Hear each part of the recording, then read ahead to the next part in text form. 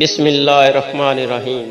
السلام علیکم ناظرین، علم کی روشنی میں خوش آمدید۔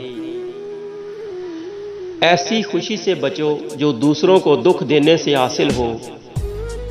ہمیشہ اس انسان کی عزت کرو جو آپ کو ناپسند ہو سکتا ہے۔ آپ کا ایسا کرنے سے اس کا کردار بدل جائے گا۔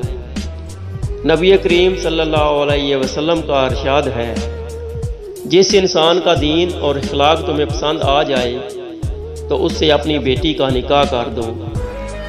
کبھی کبھی میٹھی گفتگو کر کے لوگ آپ کو عزت نہیں بلکہ دھوکہ دے رہے ہوتے ہیں۔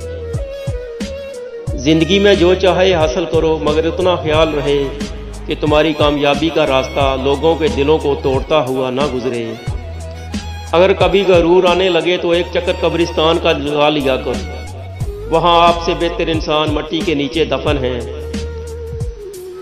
اس معاشرے میں عورت کا مرتبہ بلند کیسے ہو سکتا ہے جہاں مردوں کی لڑائی میں گالیاں ماں اور بہن کی دی جاتی ہیں؟